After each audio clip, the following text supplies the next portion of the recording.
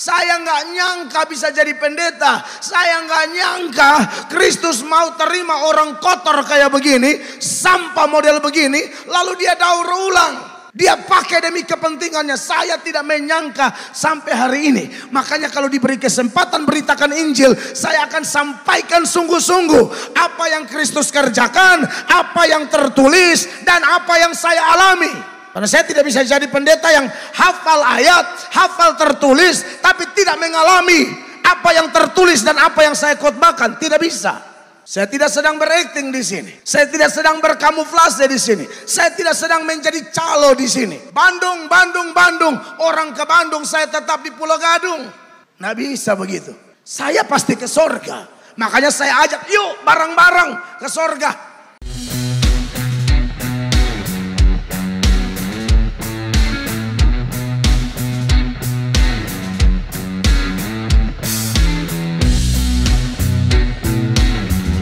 Terima kasih banyak Bapak Gembala dan Ibu serta semua tim yang diberkati oleh Tuhan Yesus. Saya mengucap syukur ada kesempatan yang sangat baik untuk saya bisa berbagi dengan saudara-saudara terkasih. Waktu itu saya dan Bapak Gembala sama-sama di Amerika, tapi tidak sempat ketemu, jadi kita telepon-teleponan saja. Dan puji Tuhan, memang kalau persaudaraan dalam Kristus itu beda ya. Kita baru ketemu tapi rasanya kok asik sekali begitu ya. Karena sama-sama kita dipimpin dan ditolong oleh Tuhan sendiri. Baik, puji Tuhan saudara-saudara. Mungkin saya tidak memperpanjang kata. Saya ajak kita buka kitab suci kita masing-masing dalam surat Filipi ya. Filipi pasal 4 ayat 6 dan ayat 7. Filipi pasal 4 ayat 6 dan ayatnya yang ke-7. Bapak Ibu perhatikan bagian firman Allah ini, saya ajak kita baca sama-sama kedua ayat ini ya. 1, 2 dan 3. Janganlah hendaknya kamu khawatir tentang apapun juga, tetapi nyatakanlah dalam segala hal keinginanmu kepada Allah dalam doa dan permohonan dengan ucapan syukur. 7. Damai sejahtera Allah yang melampaui segala akal akan memelihara hati dan pikiranmu dalam Kristus Yesus. Kekasih Tuhan, dari Filipi 4 ayat 6 dan 7 saya mau bicara di bawah tema damai sejahtera yang sejati. Saudara-saudara, bicara tentang damai sejahtera yang sejati, saya percaya semua orang membutuhkannya. Tapi faktanya adalah tidak semua orang memilikinya. Kalau membutuhkan iya, tapi apakah mereka memiliki damai sejahtera itu belum tentu. Bahkan saudara-saudara secara lahiriah, kalau kita melihat orang dia bisa ketawa, senyum, itu belum tentu dia sedang mengalami damai sejahtera. Saya ikuti beberapa berita di media, ada orang yang pintar sekali bikin lelucon, ya, dia bisa main lawak, orang ketawa, tapi dia sendiri kalau dia curhat, waduh, menangis-menangis dia. Jadi dia bisa membuat orang tertawa karena mungkin dia punya bakat, punya talenta, bisa melucu. Jadi orang pada ketawa kalau lihat dia mulai bicara, mulai acting, mulai beraksi. Orang ketawa, tapi dia sendiri tidak bahagia, tidak ada damai. Makanya tidak sedikit pelawak di Indonesia bahkan terikat narkoba. Dia jujur dia tidak ada damai, mau damai harus ngedrugs. Makanya kalau kita bandingkan dengan beberapa data di dalam Alkitab, memang seperti itu. Ada orang yang dalam tertawa pun dia bisa menderita. Saya pernah dengar satu ilustrasi. Seseorang datang ke psikiater lalu dia mulai curhat masalahnya, tekanan-tekanan yang dia hadapi. Lalu psikiater itu semacam membimbing, mengkaunseling dia. Lalu psikiater itu berkata, kalau Bapak mau terhibur malam ini nih, di lapangan depan nih ada pergelaran badut. Itu badut lucu banget Pak. Pokoknya semua orang yang pergi ke situ stres pada hilang. Bisa ketawa, bisa lepas katanya. Tapi orang ini tidak mau. Didorong tetap tidak mau. Bahkan dipaksa pun dia tidak mau. Lalu psikiater ini tanya, kenapa Bapak tidak mau? Lalu orang ini bilang begini, yang jadi badut itu saya. Bapak ngomong badut di lapangan itu saya. Kan badut dandan kan. Bapak itu gak tahu kalau ini badutnya. Dia bisa bikin orang tertawa, tapi dalam tertawa bisa hati merana loh. Dan itu ada di Alkitab. Kalau kita lihat di Amsal 14, ayatnya yang ke-13, firman Allah secara eksplisit mengatakan bahwa dalam tertawa pun hati bisa merana. Istri saya akan bantu baca ayat ini. Perhatikan. Di dalam tertawa pun hati dapat merana. Yep. Dan kesukaan dapat berakhir dengan kedukaan. Jelas bukan? Dalam tertawa pun hati dapat merana. Saudara bayangkan, ini satu kondisi yang luar biasa. Memang ada ayat bilang hati yang gembira adalah obat. Sebaliknya kalau hati tidak gembira, wajah juga tidak berseri-seri. Tapi ada yang tertawa, tapi hati tetap merana. Wow. Berarti saudara-saudara, faktanya adalah semua orang mau damai. Semua orang butuh damai. Tapi tidak semua orang memiliki damai tersebut. Kalaupun mereka miliki, saudara-saudara, ada namanya damai yang damai semu. Damai palsu. Tapi puji Tuhan dari nats yang kita baca ya. Kalau kita bicara tentang damai yang sejati Bapak Ibu terkasih. Menurut nats kita di ayat 7, saudara perhatikan ayatnya. Damai itu disebut dengan istilah ini. Damai sejahtera Allah yang melampaui segala akal. Kalau damai yang ditawarkan dunia, damai yang masuk akal. Kalau ini melampaui akal. Damai yang masuk akal itu bagaimana Bapak Ibu? Bapak Ibu lagi sehat, damai masuk akal. Bisnis lagi bagus, damai masuk akal. Amin. Liburan dengan keluarga ke luar negeri, lalu selfie, bikin video pendek. Waduh, bahagia banget guys, bla bla bla bla, ya kan? Damai. Kenapa? Orang liburan, makan enak, pakaian bagus, sehat selalu, ekonomi gak ada masalah, damai. Itu namanya damai masuk akal. Tapi Kristen mengajarkan satu damai yang disebut damai melampaui segala akal. Damai melampaui segala akal itu maksudnya adalah secara lahiriah mungkin dia tidak sedang lagi bisnis, sedang lagi diproses mungkin. Sedang kadang naik, kadang turun, kadang untung, kadang rugi, ya, kadang untung, kadang nombok. Ya, sakit satu belum sembuh, yang satu sudah datang periksa di dokter, dokter bilang, wah ini ada sakit ini nih bu, ada sakit ini nih pak, dan lain sebagainya. Pertanyaannya, apakah dalam keadaan seperti ini orang masih bisa tetap damai? Jawaban secara normatif, tidak bisa. Sulit, mana bisa. Tapi bagi Tuhan bisa. Bagi Tuhan bisa. Lagi badai di perahu saudara-saudara. Angin sakal. Semua panik berteriak Tuhan kami mati. Yesus malah tidur santai di buritan. Ini yang namanya damai di tengah badai. Harusnya kalau kita menyembah Kristus. Kalau kita pengikut Kristus, kita beriman, Yesus dalam aku di dalam Yesus, firman-Nya di dalam aku, Roh-Nya berkuasa atas aku. Dan ingat, manifestasi buah roh salah satunya namanya eirene. Apa itu eirene? Damai sejahtera. Damai sejahtera yang mana? Yang melampaui segala akal. Saudara, Simon Petrus dan kawan-kawan itu pernah disesah. Dalam Kisah Para Rasul pasal 5 ayat 40, disesah. Penyesahannya orang Yahudi itu menyakitkan loh. Andai kata Petrus tetangga kita atau hidup zaman sekarang, Petrus lihat dong bekas penyesahan itu, bekas penyambukan itu, kita bisa nangis. Sobek-sobek itu belakang. Carikan daging mentah.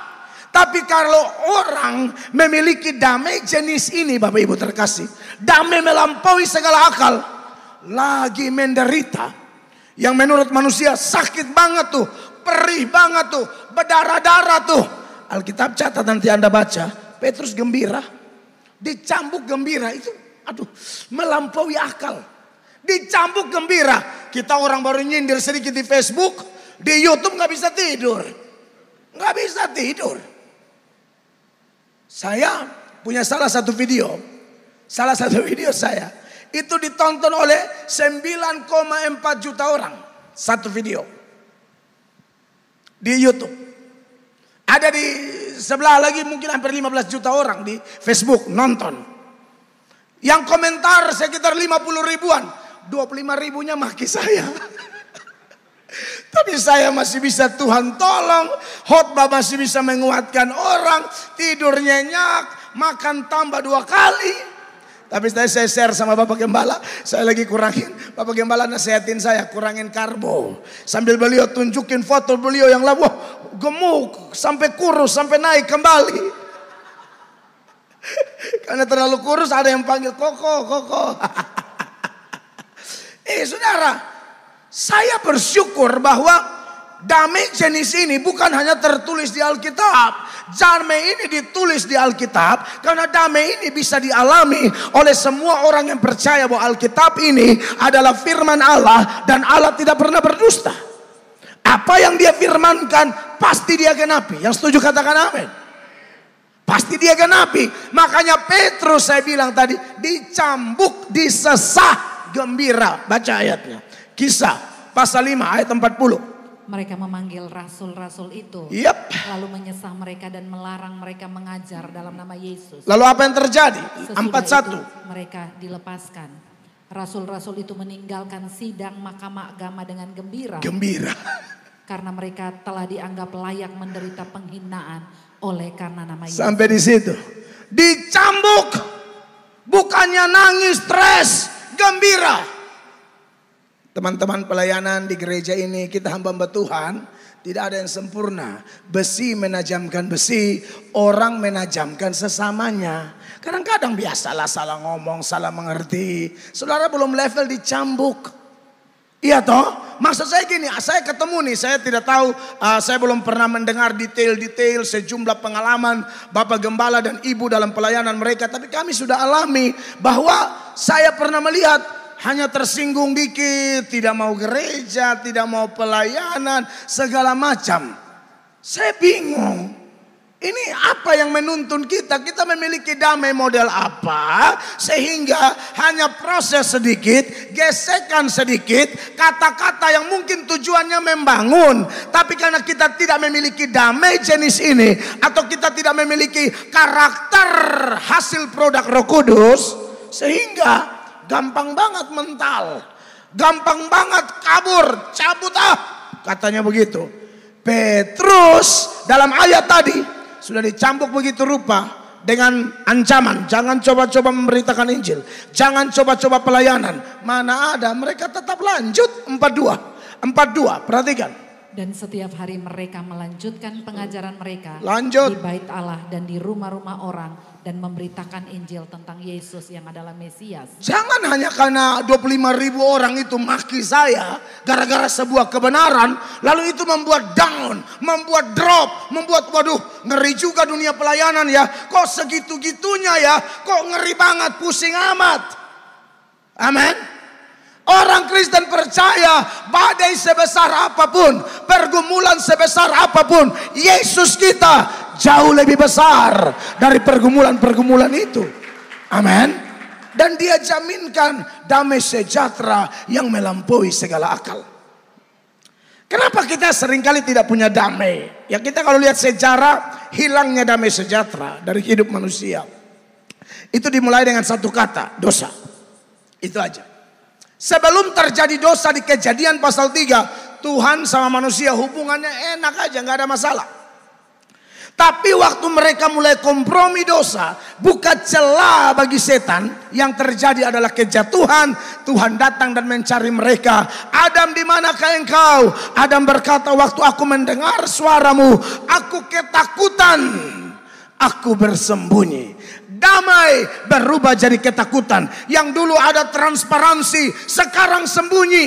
Itulah keadaannya. Makanya di dalam Yesaya pasal 18 ayat 22, ayat itu berkata begini, tidak ada damai sejahtera bagi orang fasik, firman Tuhan. Tidak ada damai. Sepanjang ada dosa, sepanjang itu juga Anda tidak akan memahami, apalagi mengalami damai yang saya bahas saat ini. Tidak akan. Dan harus kita ketahui, tidak ada dosa yang tidak bisa diampuni kecuali dosa menghujat Roh Kudus. Selain itu, jangan bilang saya kotor banget, saya gelap banget, saya rusak banget. Justru karena saya dan saudara gelap banget, rusak banget, kotor banget, makanya anak Allah mau menjelma menjadi manusia, yaitu Yesus Kristus. Dan dia berfirman, aku datang tidak mencari orang benar, aku datang cari orang berdosa supaya mereka bertobat. Di bagian lain Yesus berkata apa? Marilah kepadaku semua yang letih, lesu dan berbeban berat, aku akan memberi kepadamu kelegaan. Kelegaan dia pakai kata sabados, istirahat. Itulah damai yang melampaui segala akal. Itu kan yang kita butuhkan. Apalagi tinggal di Jakarta, butuh ini damai. Jakarta beda. Beda saudara-saudara. Amin.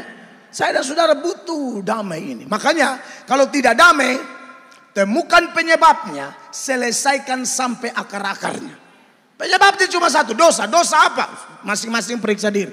Amin. Firman Allah yang disampaikan pendeta itu harus jadi cermin, bukan spion. Saudara naik motor, naik mobil, lihat spion. Spion untuk apa? Lihat orang. Itu sering itu. Spion pakai lihat orang. Makanya kalau pendeta khotbah dia bilang, wah cocok banget sama mertua gua tuh, pas banget. Ini pendeta memang diurapi Tuhan. Asal pas dengan mertua, langsung pendeta diurapi. Iya kan? Berapa banyak ibu-ibu kalau dengar khotbah, pas kenal suaminya dia bilang, amin, terus Pak, haleluya. Ini waktu Tuhan. Halo ibu, dengar firman, tarik ke diri. Bukan tarik ke orang. Amin. Itu yang namanya cermin. Jangan merasa diberkati karena khotbah pendeta kena dengan orang yang kita lagi tidak suka dia. Tidak boleh itu. Itu semangat palsu, itu bahagia palsu. Ya. Makanya saudara-saudara dalam gereja Tuhan, saya mau supaya kita semua belajar hal ini. Bahwa kalau ada sesuatu yang tidak beres dengan Tuhan, selesaikan sampai akar-akarnya. Bilang sama Tuhan, Tuhan tolong hamba. Hamba mengaku semua dan semua tanaman yang tidak ditanam oleh Tuhan, kami berdoa cabut dengan akar-akarnya. Supaya dia jangan berkembang biak, bertumbuh, apalagi berbuah. Bahaya. Karena dosa itu kalau tidak diselesaikan, dosa akan beranak cucu dosa. Kain bunuh Habel dimulai dengan apa? Panas hati. Atau iri hati. Panas hati tidak diselesaikan, mulai ada ide membunuh. Setelah membunuh, Tuhan tanya di mana adikmu? Dia bilang, apakah aku penjaga adikku? Saudara lihat, panas hati melahirkan pembunuhan, pembunuhan melahirkan penipuan. Dosa beranak cucu dosa. Harus dibereskan sampai akar-akar. Ada beberapa saudara saya dari NTT di sini, Kupang di sini. Tahu background saya, kok nongol-nongol jadi pendeta, ini badung banget nih. Hidup hancur banget. Saya nggak nyangka bisa jadi pendeta. Saya nggak nyangka Kristus mau terima orang kotor kayak begini, sampah model begini, lalu dia daur ulang. Dia pakai demi kepentingannya. Saya tidak menyangka sampai hari ini. Makanya kalau diberi kesempatan beritakan Injil, saya akan sampaikan sungguh-sungguh apa yang Kristus kerjakan, apa yang tertulis, dan apa yang saya alami. Karena saya tidak bisa jadi pendeta yang hafal ayat, hafal tertulis, tapi tidak mengalami apa yang tertulis dan apa yang saya khotbahkan. Tidak bisa. Saya tidak sedang berakting di sini. Saya tidak sedang berkamuflase di sini. Saya tidak sedang menjadi calo di sini. Bandung, Bandung, Bandung. Orang ke Bandung, saya tetap di Pulau Gadung. Nggak bisa begitu. Saya pasti ke sorga. Makanya saya ajak, yuk bareng-bareng ke sorga. Amin. Saya sudah merasakan apa itu menjadi ciptaan baru. Saya sudah merasakan apa itu firman Allah dalam 2 Korintus pasal 5 ayat 17. Di mana Rasul Paulus bilang, siapa yang ada dalam Kristus, dia adalah ciptaan baru. Yang lama sudah berlalu, sesungguhnya yang baru sudah datang. Saya tahu itu seperti apa, saya tahu. Troublemaker diubahkan menjadi peacemaker. Orang yang dulu pembuat kekacauan sekarang bawa damai di mana-mana, mengusahakan damai di mana-mana. Dan damai terbesar itu dari mana? Ketika seseorang dibawa untuk berdamai dengan Kristus. Kalau dia sudah damai dengan Kristus, dia ada damai di hati, dia mampu berdamai dengan sesama. Tanpa itu tidak bisa. Ya, starting pointnya jelas bahwa you harus berdamai dengan Kristus.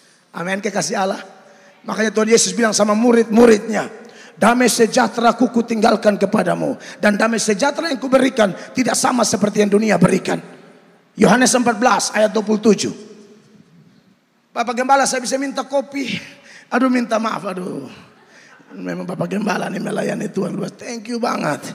Pendeta lain khotbah minum air, saya khotbah minum kopi americano. Di tempatnya bro ya. Ini kopi dari bro punya nih, keren, nikmat banget. Haleluya, hancurkan kuasa kegelapan, silakan. Damai sejahteraku tinggalkan bagimu. Damai sejahteraku kuberikan kepadamu. Yes. Dan apa yang kuberikan tidak seperti yang diberikan oleh dunia. Beda. Dunia punya masuk akal. Yang Yesus berikan melampaui akal. Lalu dia bilang apa? Janganlah gelisah dan gentar hati. Jangan gelisah dan gentar hati. Damai yang dari Kristus, damai melampaui akal. Amin. Mungkin ekonomi kita belum sebaik kenalan kita, kerabat, tetangga, belum mungkin. Allah sedang proses, tapi kita tetap memiliki damai ini. Semua jadi enak, pelayanan tulus, berumah tangga juga tulus. Kalau yang sudah pacaran misalnya mau komitmen, mau merit juga pacarannya jujur. Saudara-saudara yang diberkati oleh Tuhan Yesus. Maka dari itu tolong supaya kita periksa diri ya. Saya tidak datang menghakimi, hanya datang mengingatkan. Kalau kita dipulihkan Tuhan, ini damai terjadi. Tapi ingat, ini kita masih lanjut nih, tidak sampai di situ. Kalau orang sudah pulih hubungan dengan Kristus, damai itu ada, tapi harus dijaga. Karena damai itu kan salah satu manifestasi buah roh. Tidak ada buah, misalnya mangga ya. Tidak ada orang yang tanam mangga hari ini, buahnya langsung keluar dan matang hari itu juga, tidak ada. Yang namanya buah roh itu berproses. Mulai muncul, kecil, membesar, sedang, menuju matang. Damainya sudah ada, tapi harus dijaga supaya semakin hari semakin matang. Semakin hari semakin sejati. Semakin hari semakin melampaui akal. Dan menjadi damai sejahtera yang tak tergoncangkan. Itu kan yang kita butuhkan hari-hari ini. Kita harus memiliki damai yang tak tergoncangkan ini. Oleh karena itu Tuhan bilang begini, tolong perhatikan perintahku. Yesaya 48 ayat 18, dia bilang kalau saudara perhatikan perintah Tuhan, maka damaimu seperti sungai yang tidak pernah kering. Bahagiamu seperti gelombang laut. Satu belum selesai, satu datang. Berkat yang ini belum habis, berkat yang lain udah nyusul. Yang ini belum habis, yang lain udah nyusul. Kan gelombang begitu. Lihat aja ayat ini. Sekiranya engkau memperhatikan perintah-perintahku, maka damai sejahteramu akan seperti sungai yang tidak pernah kering. Tidak pernah kering, ini damai beda. Dan kebahagiaanmu akan terus berlimpah seperti gelombang-gelombang laut yang tidak pernah berhenti. Kita tidak memiliki damai timbul tenggelam. Damai yang seperti sungai yang tidak pernah kering. Damai yang model bagaimana? Seperti gelombang laut. Bahagia seperti gelombang laut. Dunia silakan berubah goncang-gancingin, damaiku tak tergoncangkan. Saudara rindu damai yang begini, amin. Saya butuh damai ini. Bapak Ibu butuh damai ini. Oleh karena itu, terus jaga. Kalau ngomong perintah-perintah Tuhan, aduh, seluruh Alkitab, tidak mungkin saya bahas semua. Iya kan?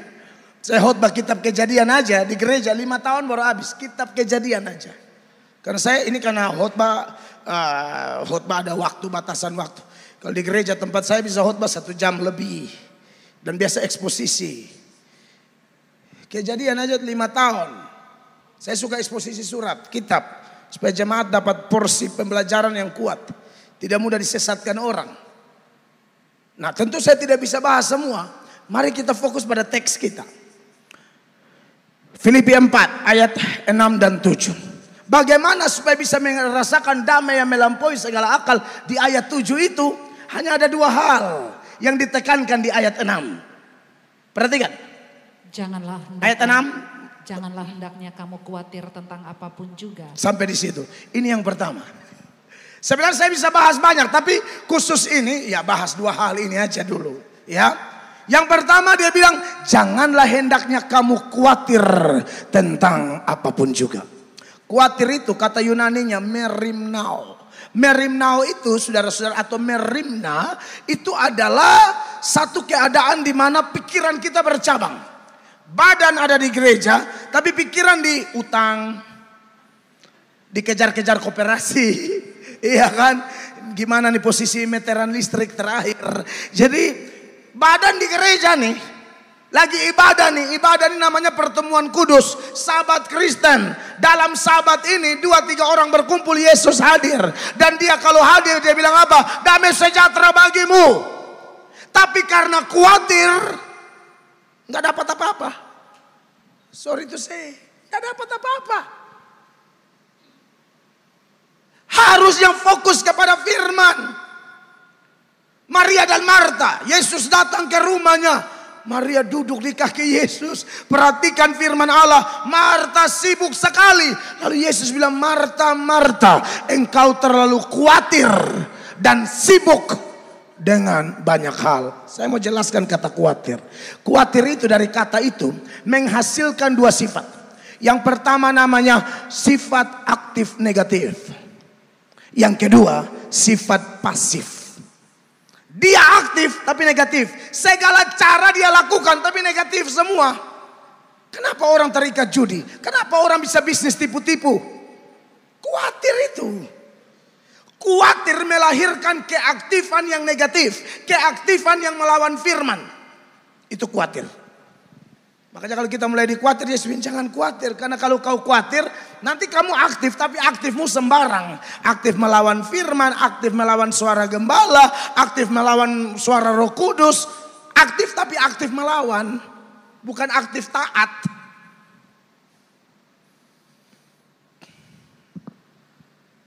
Makanya jangan lihat orang aktif pasti benar, belum tentu. Kadang-kadang aktif di atas dasar kekhawatiran. Khawatir banget loh. Makanya kenapa Yesus bilang jangan khawatir, jangan khawatir. Banyak dosa yang Yesus benci. Salah satunya adalah khawatir. Khawatir itu dosa kalau tidak hati-hati. Amin, kekasih Allah. Yang kedua, khawatir itu membuat orang pasif. Kalau yang tadi aktif negatif, tapi yang kedua, saking khawatirnya, kerja tidak, doa tidak, pasif dia. Celaka kalau dapat suami pasif begini. Bapak lagi ada masalah nih, aduh bapak juga udah mau mati nih. Bapak tidak ada gairah memberi solusi. Bapak model begini, ke dalam tangannya aku serahkan nyawanya. Iya kan? Guna tidak ada. Saya nggak ada guna, namun saya nggak ada guna. Iya kan? Saudara, kita tidak bisa jadi orang yang aktif negatif, apalagi pasif. Lalu kalau menang dari kekhawatiran kita apa? Aktif tapi positif. Makanya Tuhan bilang jangan khawatir apapun, tetapi carilah kerajaan Allah dan kebenarannya. Makanya kalau saudara baca tuh di ayat Matius pasal 6 mulai ayat 31, Tuhan Yesus bilang begini tentang orang-orang khawatir. Perhatikan. Sebab itu janganlah kamu khawatir dan berkata, apakah yang akan kami makan? Apakah yang akan kami minum? Apakah yang akan kami pakai? Semua itu dicari bangsa-bangsa yang tidak mengenal Allah. 32. Akan tetapi Bapamu di sorga tahu bahwa kamu memerlukan semuanya. Jadi harus aktifnya positif. Yang mana aksi positif? 3-3 sama-sama. 1, 2, ayat 3-3. 1, 2, 1, 2. 3-3 ayat 3. 1, 2, 3. Tetapi carilah dahulu kerajaan Allah dan kebenarannya, maka semuanya itu akan ditambahkan kepadamu. Beri tepuk tangan yang meriah bagi Tuhan. Saya tidak tahu saudara khawatir tentang apa. Rumah tangga, masa muda, masa depan, bisnis, usaha. Kami pendeta-pendeta juga kadang-kadang kalau kurang hati-hati, kurang jaga hati, kurang jaga keintiman sama Tuhan, bisa muncul. Kami mulai khawatir bagaimana nih masa depan pelayanan. Bagaimana nih ini itu. Aduh, tenang dulu. Tenang. Kata Tuhan kepada Marta, kau terlalu sibuk Marta, kau terlalu khawatir. Duduk di kakiku. Amin. Saya dulu, aduh, khotbah sana, khotbah sini, khotbah sana, khotbah sini. Tuhan tidak pakai jauh-jauh, pakai istri saya. Papa, serius? Tolong dulu kita berdoa bersama, kah Bapak? Sibuk sekali saya. Pikir sibuk pelayanan, tenang. Tambah kayak kacau. Ini saya nggak bicara waktu belum bertobat, belum. Sudah masuk lahan pelayanan, ladang Tuhan. Kadang-kadang kita pendeta pengkhotbah ini sedang menelanjangi diri sendiri. Kadang-kadang salah juga. Saya kan tidak selalu khotbah hanya untuk jemaat. Khotbah tuh ke sana ke sini. Sono, oh iya dong. Jadi ini khotbah buat kita semua. Saya tidak datang untuk mengkhotbahi jemaat di tempat ini lalu seolah-olah saya paling bebas dari kekhawatiran. Tidak. Khotbah ini menjadi firman pelita bagi langkah hidup kita semua. Pengkhotbah maupun pendengar khotbah, pendeta maupun jemaat. Amin, kekasih Tuhan. Jangan khawatir. Petrus bilang apa? Harus 1 Petrus 4 ayat 7. Serahkanlah, kata Petrus. Bukan 1-2 kekhawatiran, segala kekhawatiran. Ternyata kekhawatiran itu banyak hal, makanya dia pakai kata segala. 1 Petrus 4 ayat 7 sama-sama baca. 1, belum muncul. 2, 3. Oh 1 Petrus, oh saya salah. 1 Petrus 5 ayat 7. Haleluya ya. Jangan terlalu percaya pendeta juga ya. Jadi kebongkar ini di umum nih. Nanti kalau di YouTube gak usah diedit ya, biarin aja supaya mereka tahu pendeta juga ada kelemahan. Oh iya dong, ngapain disembunyiin, biarin aja. Ayat 7, 1, 2, 3. Serahkanlah segala kekhawatiranmu padanya, sebab ia yang memelihara kamu. Saudara, kalau tidak menyerahkan pada Kristus, bahayanya muncul. Ayat 8. Sama-sama baca. 8, 1, 2, 3.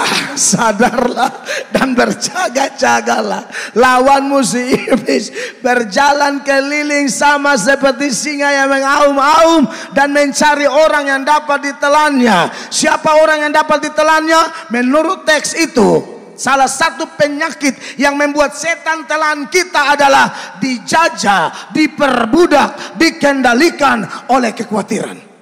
Serahkan itu kepada Yesus. Yesus bilang jangan khawatir akan hidupmu. Ingat, burung di udara aku pelihara. Kamu lebih berharga dari burung-burung itu. Burung pipit di udara menurut Matius harganya berapa? 2 ekor seduit. Harga kita berapa Bapak Ibu? Bapak Ibu tahu harga kita berapa? Kita satu-satunya makhluk yang diciptakan setelah semua kebutuhan kita disiapkan. Manusia diciptakan hari keberapa? 6. Hari pertama, kedua, ketiga, keempat, kelima, seluruh kebutuhan manusia. Air, terang, makan, minum, pakai tumbuhan, hewan. Sudah Allah siap, baru manusia disiapkan. Bukan manusia hari pertama baru kau cari sendiri. Tidak. Semua suada. Semua soada ngana, tinggal eksekusi. Khawatir apa? Itu baru alasan pertama. Yang kedua, kita satu-satunya ciptaan yang diciptakan menurut gambar dan rupa Allah. Dalam diri kita ada sifat-sifat Allah. Sekalipun kualitasnya tidak sama dengan Allah, lebih rendah. Tapi itu luar biasa. Allah itu pencipta. Makanya Allah menciptakan manusia menjadi makhluk kreatif. Artinya punya daya cipta. Anda lihat manusia begini, yang bikin pesawat siapa? Manusia. Itu daya cipta dari mana? Dari Tuhan. Yang bikin mikrofon siapa? Manusia. Tidak ada ayat hari kedua mikrofon dan kabel-kabel. Tidak ada. Nangkap ya Bapak Ibu ya? Artinya kita manusia ini di mata Tuhan spesial banget. Spesial banget. Hari ketiga bunga di depan mimbar. Tidak ada itu. Ini pekerjaan Ibu Gembala ini. Saya tahu, saya yakin. Mencurigakan sekali. Haleluya. Kan dia suka bunga, nggak mungkin Bapak Gembala. Kalau Bapak Gembala suka bunga ya terserah lah. Tapi pasti Ibu nih. Amin. Jadi Bapak Ibu. Terus yang berikut. Nanti kasih aba-aba ya waktu ya. Saya ini kalau sudah on fire begini bahaya nih. Bisa 2:30 sore loh, hati-hati. Saya ada jadwal terakhir malam, hati-hati, hati-hati. Saudara, terus harga kita berapa? Kalau burung pipit 2 ekor seduit. Seduit itu pecahan uang terkecil waktu itu. Harga kita darah Yesus. Harga kita ini darah Yesus. Lihat di cermin dirimu masing-masing. Siapapun namamu, Ucok kah? Samsudin kah? Siapapun engkau, Tatap, Hemel, Atok. Hargamu darah Tuhan Yesus. Apa yang paling mahal di dunia ini? Ya manusia. Makanya masih ingat lagu Keluarga Cemara? Harta yang paling berharga adalah keluarga. Itu bukan lagu rohani loh ya. Itu soundtrack film Keluarga Cemara punya lagu tuh. Kenapa keluarga itu berharga? Isinya orang semua. Iya dong. Orang ini harganya mahal. Pada baca cerita Tuhan Yesus kasih pindah setan dalam diri orang di Gerasa. Dia kasih masuk ke dalam 2000 babi. Ingat, bahkan nyawa orang gila pun. Orang kerasukan setan pun bagi Yesus spesial. Dia rela korbankan itu babi-babi. Oh iya dong. Demi orang gila ini. Andai kata itu babimu saudara-saudara. Babi 1 ekor berapa sekarang? Ayo mari kita matematika. Pebisnis, ayo. Di NTT, di Sumba, Ibu dapat merang ya. Ini saudara saya dari NTT, sukunya Sumba. Orang Sumba itu untuk urusan adat, babi bisa harga antara 10 sampai 20 juta. Itu masih mending. Di Papua ada babi harga 50 juta. Saya lihat itu babi sebelum makan darah saya udah tinggi duluan. Kurang ajar babi model begini. Bisa 50 juta. Babi 50 juta. Oke kita kali. Kita pakai standar Papua lah ya. 50 juta kali 2000 Pak. 5 kali 2 berapa? 10. 100 miliar ya. 100 M. Bagi Yesus 100 M gak ada artinya dibanding nyawa orang gila itu. Saya tidak bilang harga nyawa manusia itu 100 M. Bukan. Kalau Anda baca teks itu ya. Di Markus pasal 5, di Matius pasal 8. Anda pulang baca sendiri. Di situ pemilik babi itu sampai maki-maki Yesus. Usir Yesus. Yesus rela kena maki. Hanya mau kasih pesan bagi kita. Bahwa nyawa orang jauh lebih berharga dari babi. Bapak Ibu jemaat. Andai kata saudara punya kerabat agak gila. Saudara juga punya babi 2000. Tuhan suruh tukar. Supaya keluargamu sembuh, korbankan 2000 babimu. Mau tidak? Kebanyakan kita bilang, oh tidak. Gila ini mau mati silakan mati. Iya toh? Babi 2000 paling-paling 3 ekor pakai syukuran 3 malam selesai. Iya toh? 1997 ekor masih bisa putar bisnis. Enak aja gara-gara si gila. Iya kan? Lalu kita mesti korbankan 100 M. Mau mati-mati kau. Apalagi orang gila ini kan mencurigakan. Katanya udah sembuh. Tapi ternyata belum. Ada kan orang gila katanya sudah sembuh. Pas mandi-mandi dia menyanyi. Aku masih seperti yang dulu. Masih gila. Masih kayak dulu. Ada orang gila. Katanya udah sembuh, dikeluarkan dari rumah sakit jiwa. Ya. Dan orang lebih yakin karena bahwa dia sudah sembuh. Karena ada temannya jatuh di got. air, dia tolong. Semua bilang, waduh udah sembuh nih. Lihat aja cara dia menolong orang itu. Besoknya teman yang ditolong ini meninggal gantung diri. Orang kasih tahu dia, temanmu yang kau tolong itu meninggal gantung diri. Oh tidak, saya gantung dia karena dia basah biar kering. Ternyata belum sembuh. Makanya repot urusan sama orang Tapi dengar.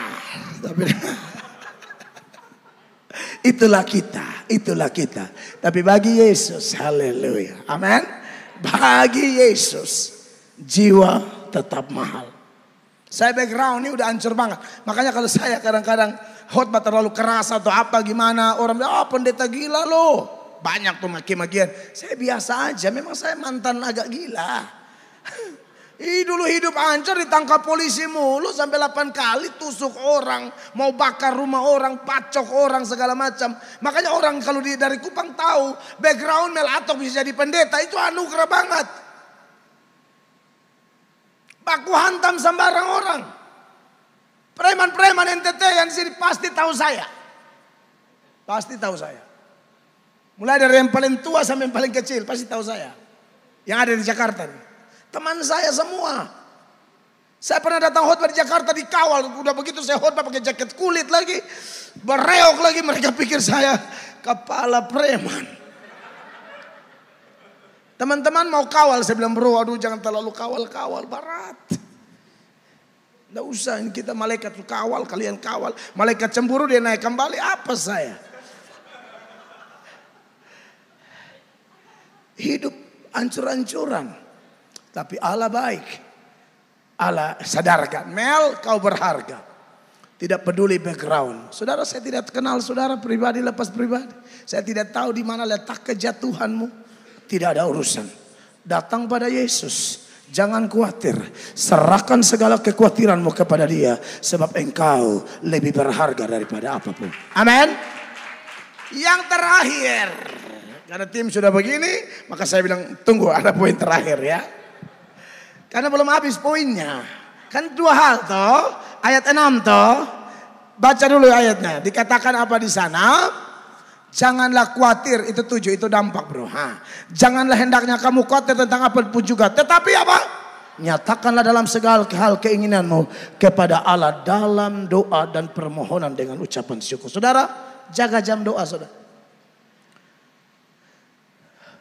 Ada seseorang teolog mengatakan, doa dan khawatir itu lebih kontras antara api dan air. Mau kasih mati api pakai apa? Pakai air. Mau kasih mati kekhawatiran pakai jam doa yang kuat. Sebenarnya ayatnya lari ke sana. Makanya ada kata tetapi. Kata tetapi itu ditempatkan untuk mengkontraskan yang di atas dan yang di bawah. Mengkontraskan antara khawatir dan doa. Anda kurangi jam doa, kekhawatiran merajalela. Maka pelayan-pelayan di gereja ini, jemaat di gereja ini, tingkatkan jam doa. Dikatakan apa?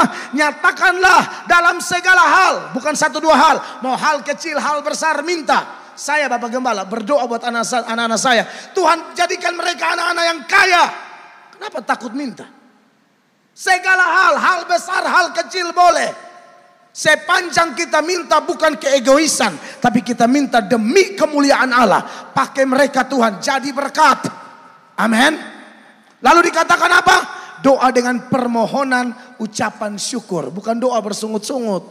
Aduh Tuhan, lagi sedikit lagi aku gila Tuhan. Jangan. Tuhan, aku bersyukur buat setiap makian yang aku terima. Itu doa dengan permohonan ucapan syukur. Tuhan, aku bersyukur melalui sakit penyakit ini, aku semakin dekat dengan Engkau. Terima kasih Tuhan, melalui proses ekonomi, proses bisnis ini, Engkau membawa aku menjadi pelayan yang militan untuk kepentingan kerajaan Allah. Kiranya khotbah sederhana ini memberkati kita semua. Tingkatkan jam doa dan Anda akan lihat kita memiliki damai yang melampaui segala akal. Tuhan dimuliakan. Mari kita berdiri. Kekasih-kekasih Tuhan.